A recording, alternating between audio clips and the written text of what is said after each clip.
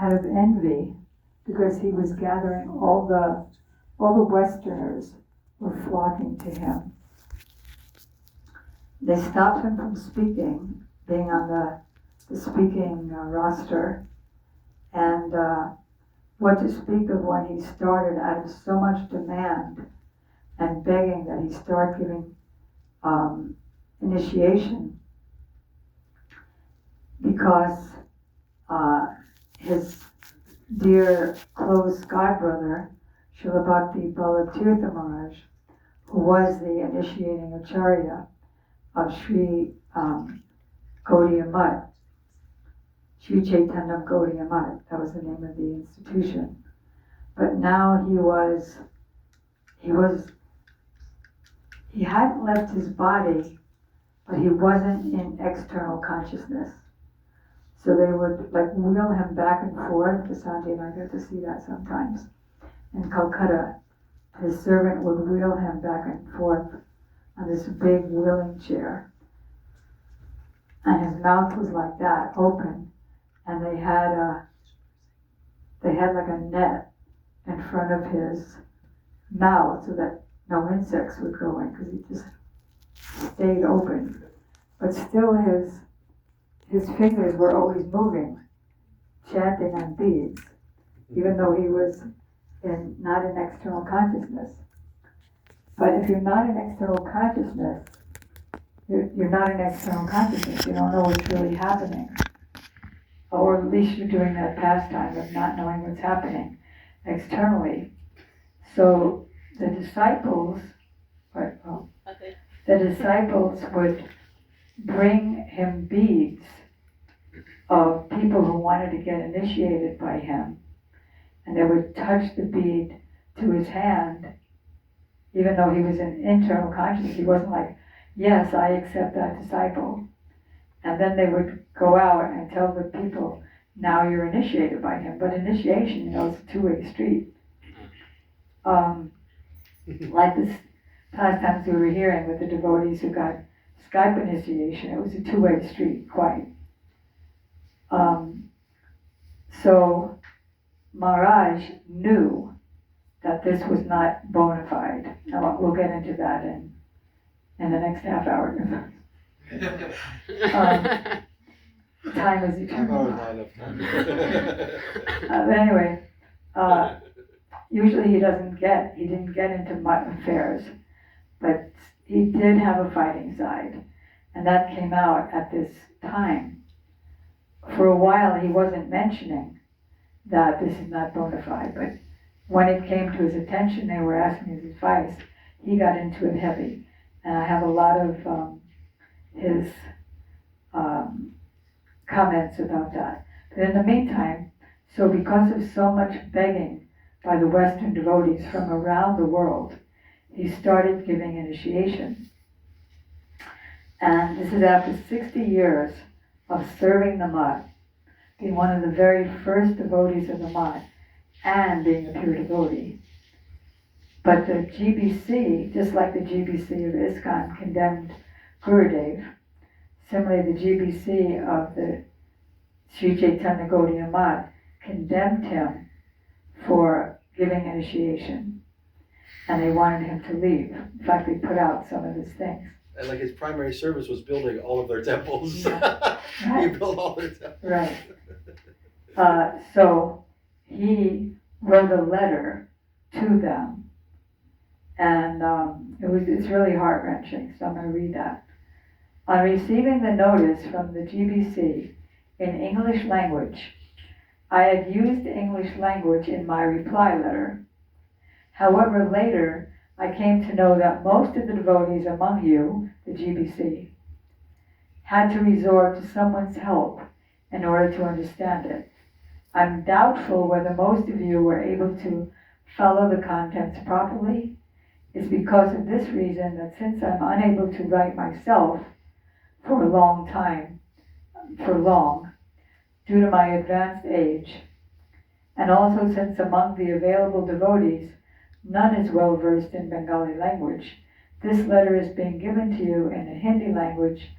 Hope that this will be much convenient for you all in comparison to English, but he also wrote it in English.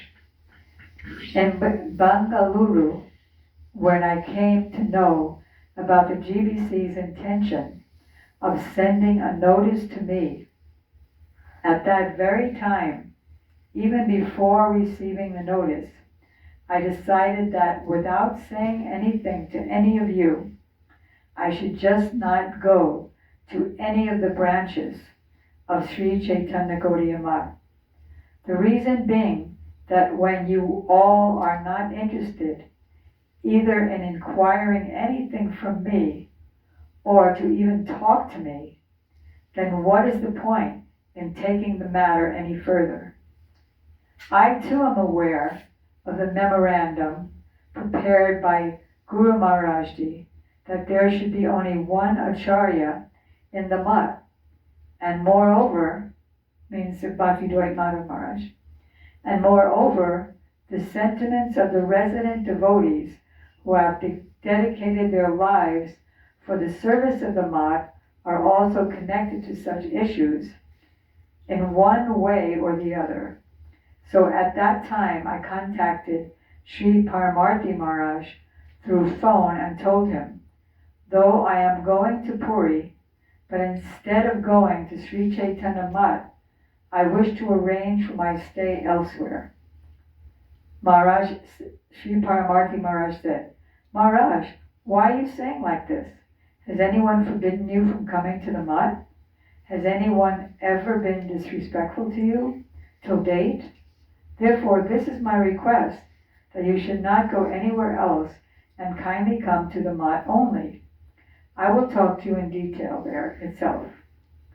So, accepting Sri Paramarthi Maharaj's request from Bengaluru, I went to Sri Chaitanya Gaudiya Math in Puri. I stayed there for about 1 month. There only, I received from Sri Paramarthi Maharaj the notice sent by Sri Acharya Maharaj. When I had a conversation with Sri Paramarthi Maharaj again, I said to him, do you not think sending such a notice to me is disrespectful? Although I'm the only active member alive among all the founding members of the institution, and if I wanted so, I could have taken a legal recourse against such action. However, I do not wish to do that, keeping in mind the interests of the institution established by Guru Maharajji. It is better that I leave the Math without saying anything. However, at this time too, because of his affection towards me and because of his concerns for the interest of Guru Maharaj's institution, he again said to me, Maharaj, this is my request. Please do not leave the Math on your own. Does this notice ask you to leave the Math? Whatever you wish to say, you may please send it in writing to the GBC, and then only let the decision be taken what is to be done further. Again, heeding to his request, with great efforts and after careful and thorough insight into the principles taught by Guru Maharaj and the Gaudiya line of thought, in reply to extremely harsh notice condemning him for giving initiation, extremely harsh notice sent by Sri Bhakti Saurabhacharya Maharaj, I sent a letter to him in which I presented my position following the Vaishnava conduct and principles and described my viewpoint in detail. Also, I requested a reply to 37 queries, including the one in the practice accepted by GBC for giving Harinam Diksha. My letter was sent to Sri Acharya Maharaj through email to Sri Prasad Prabhu's address and also through a registered letter. After about 10 days of sending that letter, Paramarthi Maharaj came to me at 10 p.m. at night and said, Maharaj, Sri Vishnu Maharaj called me and said that the GBC will not be sending a written reply to your letter. They have conveyed that at the time of Gaur Purnima, all the members of the governing body together shall listen to your views properly. And he's so junior to Maharaj. In your room at Mayapur Mutt, and shall accept whatever you have to say or the solution you propose. As per your advice, they have canceled the Harinam Diksha through cassette recording because they were doing a Harinam Diksha through cassette, and Maharaj said that was not bona fide.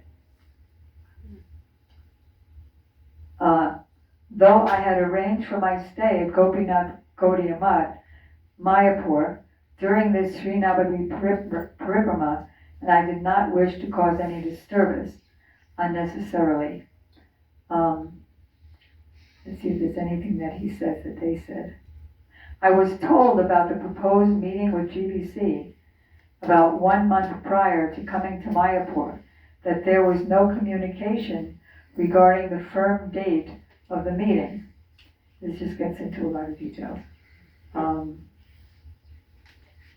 What is the state of consciousness of the GBC members, totally disregarding the dignity of the institution and that of the GBC members? They are discussing such highly serious issue, sitting with such persons, most of whom have taken shelter in the mutt only recently. The same thing with ISKCON GBC. They're 30 years younger than Gurudev in the temples, and they were dictating to him that you can't come to any of our temples. We know Prabhupada better than you.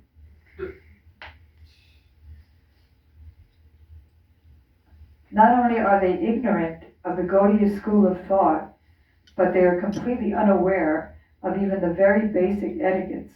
What to speak of following them? They're under the influence of unwanted desires and arthas. They're involved in sense gratification, hankering for wealth, women, and recognition. The most astonishing was this, that even when different persons made numerous statements, Sri Paramarthi Maharaj observed complete silence. Get it? First he was inviting him and then wouldn't say anything when they were doing their condemnation. It appears that realizing the mood of most of those present in the meeting to be opposite to that of his own, seeing that such people were in great numbers, he preferred to behave that way. And that's how it is in ISKCON too. If you speak up, you get kicked out of ISKCON. So if you disagree, so everybody had to toe the line against Gurudev.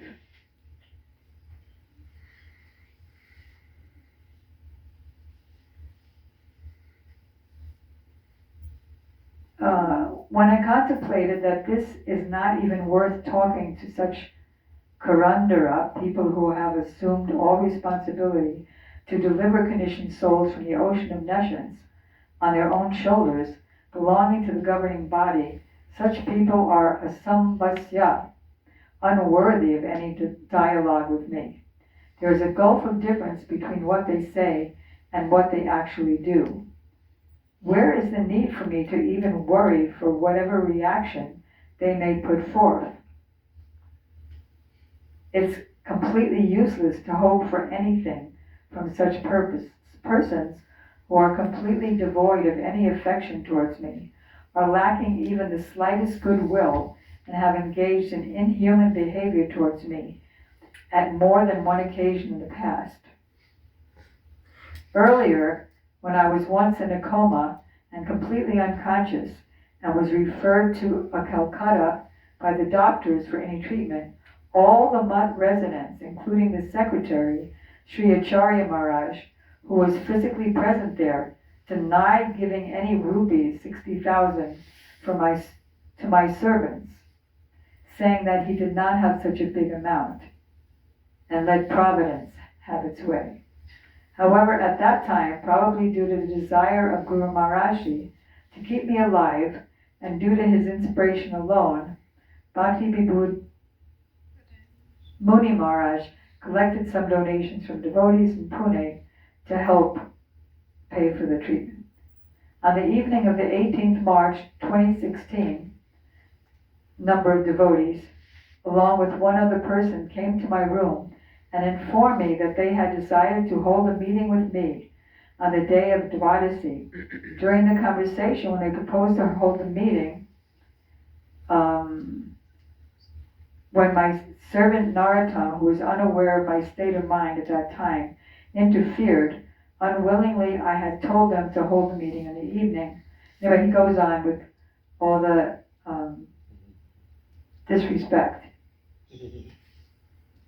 After the disappearance of Srila Prabhupada, there were many disturbances in the mud, and a few persons also got deviated from Prabhupada's line. Viewing this, although many senior disciples of Prabhupada one by one left the mud, however, Guru Maharaj, he tried to his level best to stay there itself by all possible means and render services to Prabhupada, but at last he too got compelled to come out and render service to Prabhupada outside the mud. Following the principle of Guru Maharaj and all my Guru Vargas, today I am leaving the association of you all forever. You all may stay well, and I beg forgiveness for any offense I might have committed knowingly or unknowingly. During my stay of 62 years at the mud, this is the 60th year of my attending Sri Dham Parikrama. Therefore, going from the Dham in the middle of this most auspicious transcendental activity of Navadvip Dham Parikrama is definitely very painful at heart.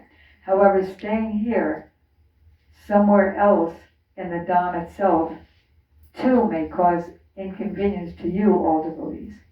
Keeping this in mind, presently I'm going to Delhi since I was already scheduled to leave for Jalandhar from there. Seeing the repeated contempt, can you imagine? The repeated contempt of you all, of the constitution approved by Guru Maharaj, I am feeling highly suffocated staying any further amongst you all, and this alone is becoming the most prominent reason for me to give up your association. Due to my physical limitation, and since I am completely uninterested in facing repeated requests, false requests, and prayers by you all, instead of handing over the letter myself or calling you in my room to receive it, this letter is being sent through a devotee. In the end, remembering the following words of Srila Prabhupada, I am closing this letter of mine. Even if not a single person stays with me, even if all the people of the world, what to speak of others, even those who have come into my association and are exhibiting faith in me, leave me one by one, still standing under the shelter of the lotus feet of my Gurudev, I will not stop myself, i.e., turn backwards from engaging fearlessly in the kirtan of the true, uncontaminated, real message, till the last moment of my stay in this world.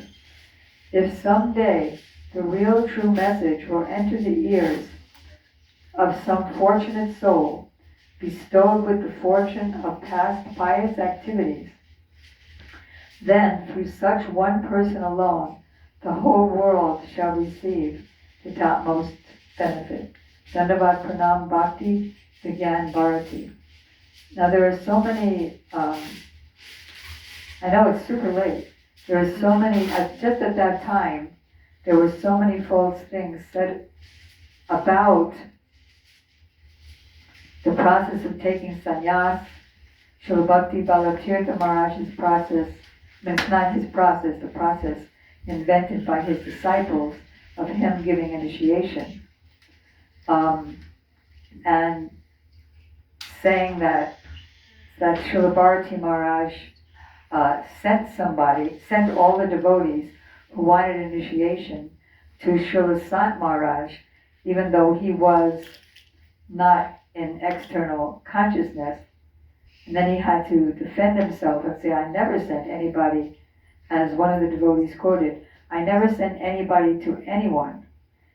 What I do is I try to bring them faith in Harinam and association with the Vaishnavas, and then by that faith, they'll choose where they want to go by their heart. There are so many things, but the time is late. And they were proposing accepting sannyas from a picture, just like Srila Prabhupada accepted sannyas from the picture of Gaur Das Babaji Maharaj. He said that's the reason, because of imitating Srila Prabhupada and accepting sannyas from a photo of his Gurudev. When Ananta Vasudev imitated that and took sannyas from a picture of his guru, that was the cause of his fall down. And from that he got married and did so many offenses to his Gurudev.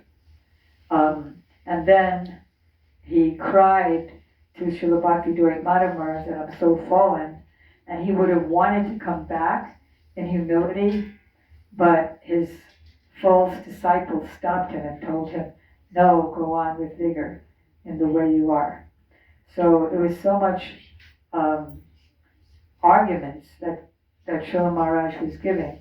The false way of giving initiation, the false way of proposing that others go to so-and-so for initiation, and the false way of taking sannyas, and the falsity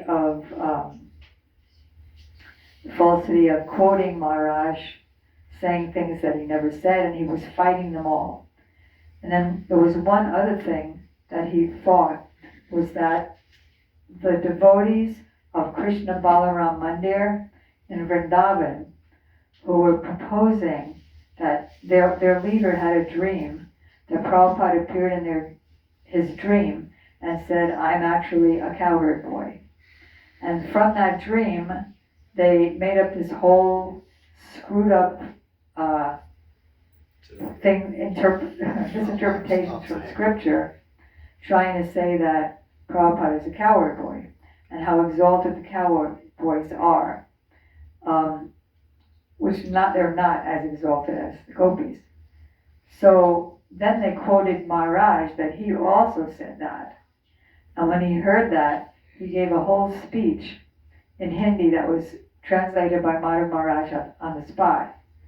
What did I say? Madhavapriya, yeah. Like he said that your Srila Prabhupada, Srila Swami Maharaj, he's our Guru Varga. Why would I say anything like that? Our Guru Varga are all Rupanuga, meaning they're all gopis. Remember, said Maharaj was calling everybody in the room to hear this. Oh yeah, yeah. We were all outside waiting for his darshan as usual, and then Maharaj called everybody, all of us, there's like 30 people, into his room so everybody could hear his statement. He said, but I'm not really disturbed by that. Just like a big cow is not disturbed when a crow sits on his back. You know, sometimes in India you see that. But yeah, so he was proving that was not true, that they shouldn't use his name. Yeah, so many things. Yeah, what should I do? The pastime of Huh? how he reconciled the color of Yeshua. Yeah, I was going to talk about that, but can You just don't read this, just tell him the Nutshell? how Okay. reconcile that and Yeah, so during the course of time of being with Gurudev, during the course of time of being with Prabhupada, we had painted Mother Yasoda blue in about 5 paintings, because Prabhupada wrote in Nectar of Devotion that her complexion was blue. So then Prabhupada wrote a letter that, no, make her golden or brown like wheat, like an Indian lady. And so we changed all the paintings to golden color. And then Gurudev, when we painted Mother Yasoda golden in a painting that we were doing for Gurudev of Mother Yasoda binding Krishna, Gurudev said, no, paint her blue. So that was fine. We painted golden in Prabhupada's books and blue in Srila Gurudev's books. But because Gurudev wanted me to do an art book of all the paintings that I had done for Prabhupada and all the paintings that I had done for him. So they were going to be in the same book. So I said, so how do I reconcile that Prabhupada seemed to say one thing, although the Nectar of Devotion did say she was blue, and Maharaj, Gurudev saying another thing. When would Mother Yasoda be golden? So Srila Maharaj had an immediate answer that sometimes when Mother Yasoda is waiting for Radharani to come and cook in the morning, Mother Yasoda be going out of the house, looking down the road, coming in, walking out, and she would get so absorbed in Srimati Radhika that she would get her golden complexion. And I asked how to reconcile other things too, which is that Prabhupada never said not to put peacock feathers on Vishnu, on the Shringadev, but Gurudev said the peacock feather never leaves Vrindavan. So he never wears a peacock feather anywhere else in his Krishna Leela, what to speak of in any other incarnation like Ram or Nrsimha or Lord Vishnu. So he answered that whatever they're both saying is correct. He said, when somebody is a small child, so we would have peacock feathers on all the incarnations. And so Maharaj reconciled it by saying that Srila Prabhupada was speaking from a tattva gata vichar point of view, which is a philosophical point of view, which means by tattva, all of the incarnations are Krishna. Like Keshavadrita Narahari Rupa, Keshavadrita Meena Sarira, means Krishna Keshava of Vrindavan assumed the form of. So because they're all Krishna, he's right in that way. And because Gurudev was speaking from a pastime, Rasagata Vichar point of view, from the pastimes, Krishna never actually took his peacock feather to Mathura or Dwarka or Vaikuntha. So then he said, when somebody is a small child, the teacher says, the sun rises in the east and sets in the west.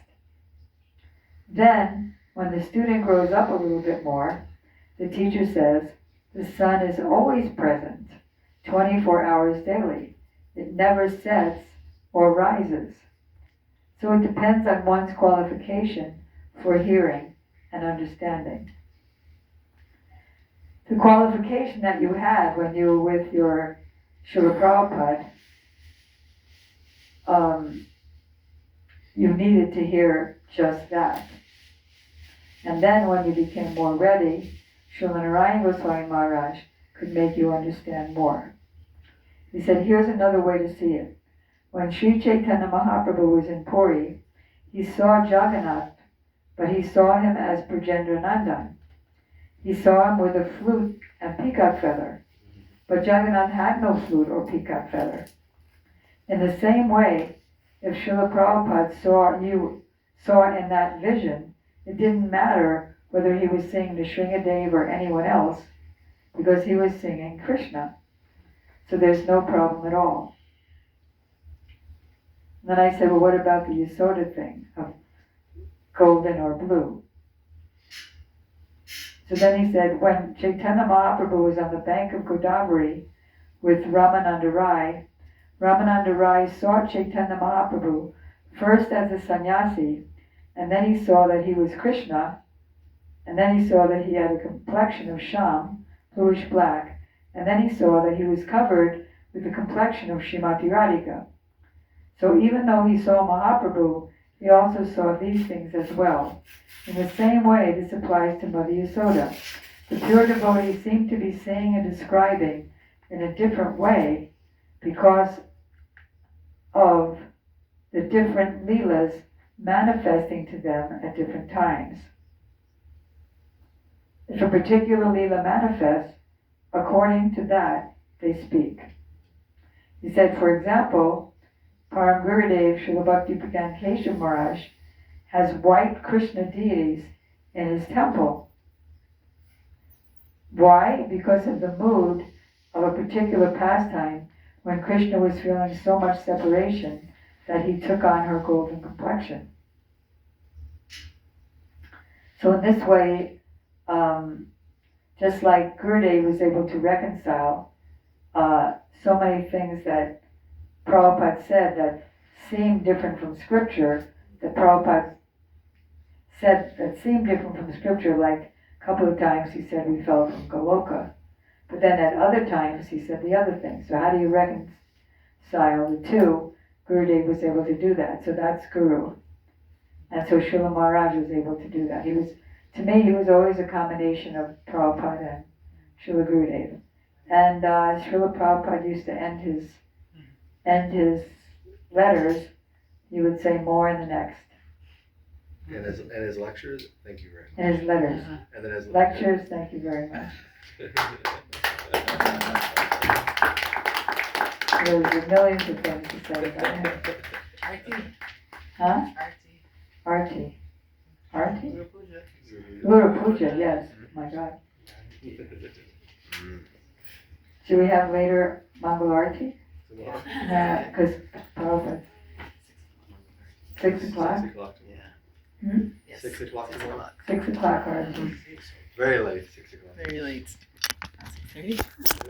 Let's see what time we finish cleanup.